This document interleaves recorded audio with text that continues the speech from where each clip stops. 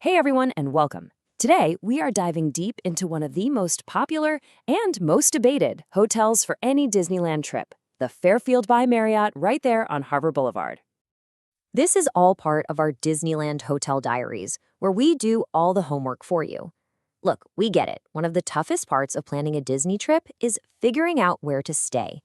Our whole goal here is to help you find that perfect home base for your adventure. So, is this the spot for your next trip? In this explainer, we're going to get into the nitty-gritty. We'll talk location, we'll take a peek inside the rooms, weigh all the perks against the quirks, and then give you the final verdict to help you make that call. All right, so let's kick things off with what is, for many people, the single most important factor, location. When it comes to a Disneyland trip, where you stay can literally make or break your whole experience. Okay, let's just get right to the Fairfield superpower, its walk score. We're talking a 93 out of 100. That officially puts it in the Walker's Paradise category, which basically means you can forget about your car. You will not need it to get to the parks. And you see this pop up in reviews again and again. I mean, think about it. Being able to just walk back to your room in the middle of the day for a nap or a quick swim without messing with trams or parking garages, that is an absolute game changer, especially if you've got little ones. And it's not just about the park entrance. You are surrounded by easy food options.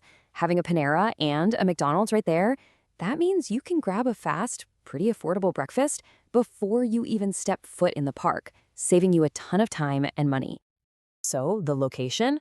A+, no question. But what about the room you'll actually be crashing in after? You know, a 12-hour day of walking. Let's take a look inside and see if it's all about comfort or maybe just the basics. First up, the good stuff. And there's a lot of it. So many guests just rave about the staff, calling them super friendly and helpful. People consistently say the rooms are really clean, and that little touch of Disney decor, it's a huge hit, especially with families. But, and this is a big but, there's another side to the story that really points to an expectation gap. If you're a big Marriott fan and you're used to a certain standard, this particular Fairfield might come as a surprise. That phrase, Motel 6 vibes, pops up, which tells you it feels a lot more basic and maybe a bit dated than you'd expect from the brand. So it really all comes down to knowing what you're getting into. You can absolutely expect clean rooms and comfy beds, and a lot of people love that there's no carpet. But what you won't get is a free breakfast, which is pretty standard at other Fairfield ends. There's no microwave in the room, and a really common complaint is that the walls are pretty thin, so you just might hear your neighbors or that air conditioner. Hey, if you're finding this inside scoop helpful, do me a huge favor and hit that like and subscribe button down below. It seriously helps us make more of these explainers for you. Okay, so this is where we put it all on the table. Every hotel is a trade-off, right? So let's really weigh the big perks of the Fairfield against some of its, well, its quirks. The bottom line is this. On the perks side, you've got that killer location, a super friendly staff, and it gets high marks for cleanliness. But on the quirks side, you have to be okay with rooms that feel a bit old school and the fact there's no free breakfast. Oh, and parking is going to run you about $27 a night plus tax, and like we said, noise can definitely be an issue. So, we've laid it all out. The good, the bad, and the incredibly convenient. It's time to bring it all home and answer the big question. Is this the right hotel for your trip and your style? All right, listen up. This hotel is going to be a fantastic choice for you if location is your #1 non-negotiable priority.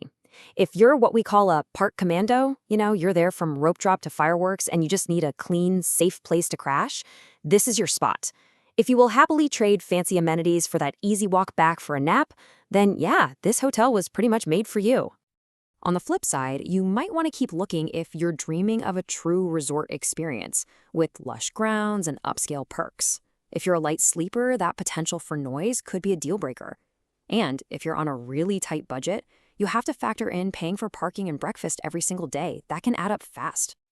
So at the end of the day, it all boils down to this one question. For your trip, is that incredible 8-minute walk to the front gate worth giving up the feel and the amenities of a true resort? That's the trade-off. And only you can decide what matters most for your vacation. Thanks for watching.